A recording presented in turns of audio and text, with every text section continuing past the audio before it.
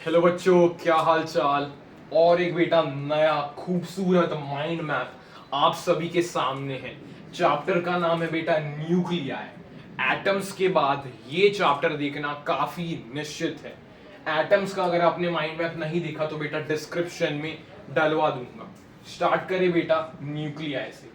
Radius of atom is equals to 1 into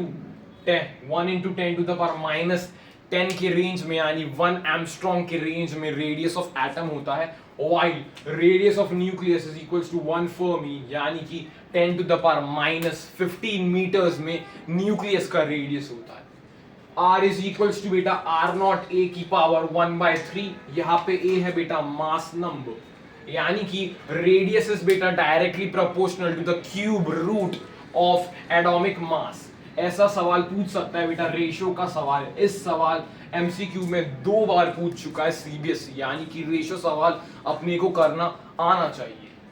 R is proportional to, ये हो गया बेटा। डेंसिटी बेटा is independent of atomic mass, यानी density of gold is equal to density of silver, यानी कि सारे मेटल्स की एटॉमिक नंबर कुछ भी होने दो, डेंसिटी सेम ही रहेगी। उसकी वैल्यू कितनी है सर? 2.3 into 10⁻⁷ kg पर मीटर क्यूब, ये उसकी वैल्यू है।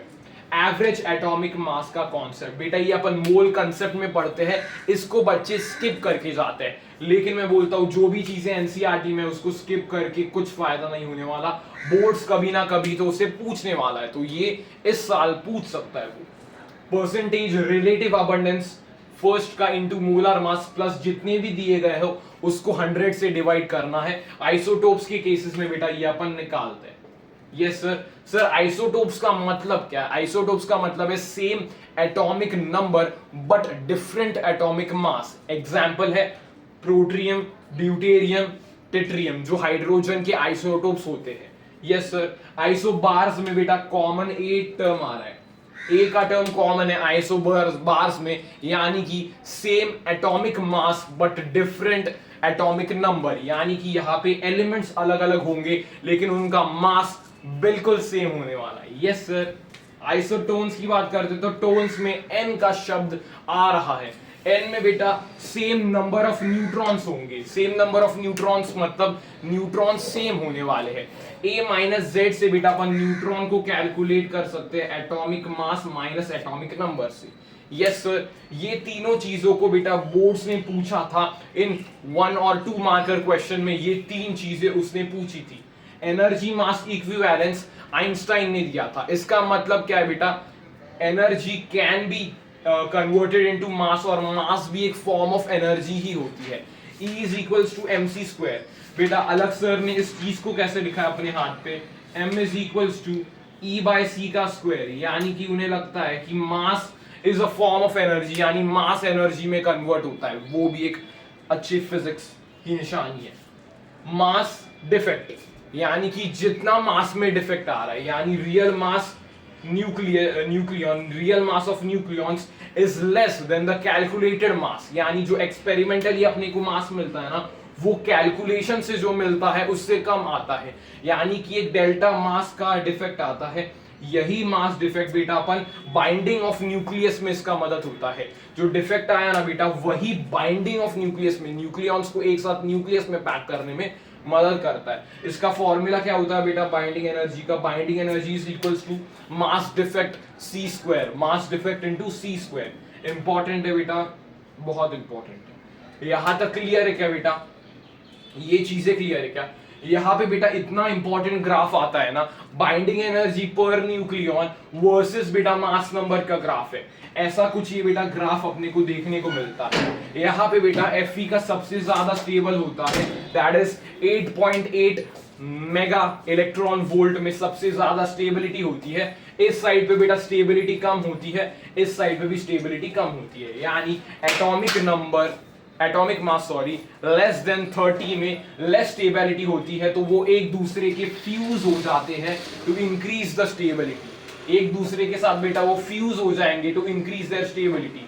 While atomic mass greater than 170 में भी लेस स्टेबिलिटी देखने को मिलती है, यानी कि ये न्यूक्लियर फिजन करेंगे, यानी कि ब्रेक हो जाएंगे A प्लस बी में।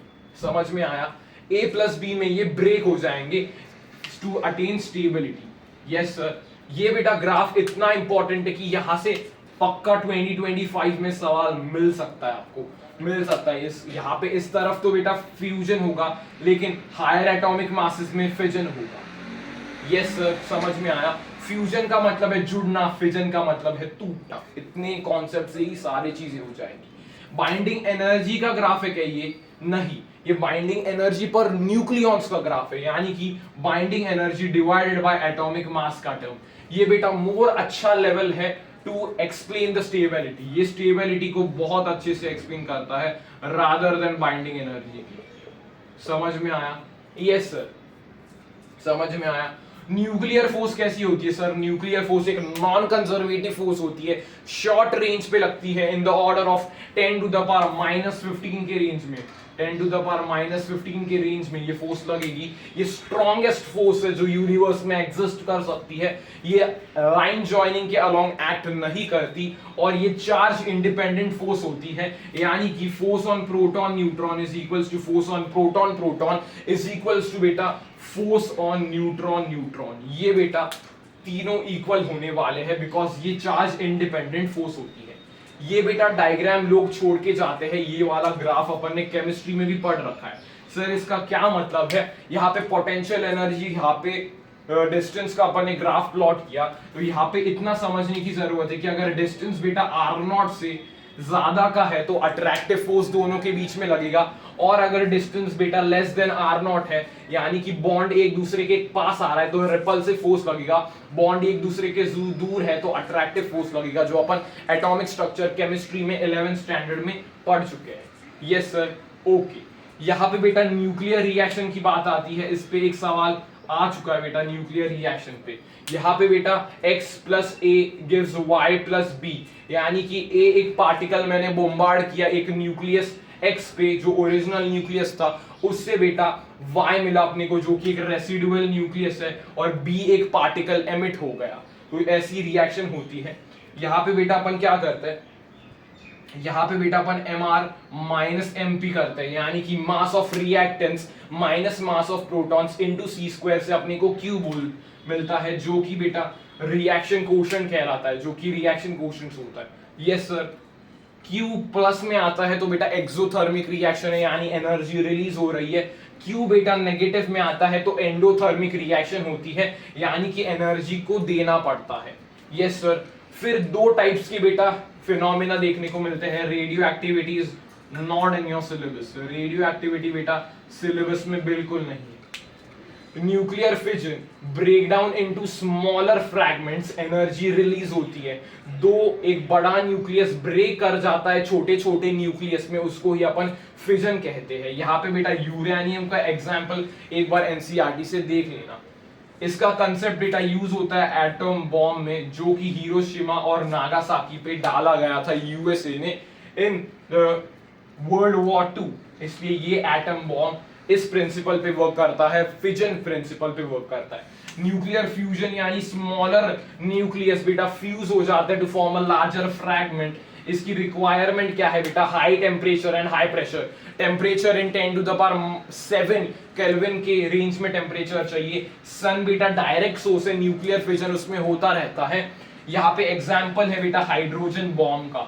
हाइड्रोजन बॉम्ब बेटा आज तक यूज नहीं किया गया है, लेकिन अगर ये यूज कर लेता कोई तो पूरा बेटा सिस्टम हैंग हो जाता, because it is very powerful. इसकी एनर्जी बहुत ज्यादा रिलीज होती है। जैसे सन कंटिन्यूसली एनर्जी देते रह रहा है, तो उसमें कंटिन्यूसली साइकिल्स ऑफ फ्यूजन चल रहे हैं। तो ये है बेटा बहुत सिंपल वे में माइंड मैप ऑफ न्यूक्लियर। यहाँ से क्या क्या सवाल वो पूछ सकता है? तो एक binding energy per nucleon versus बेटा मास नंबर का ग्राफ है, ये ध्यान से समझना।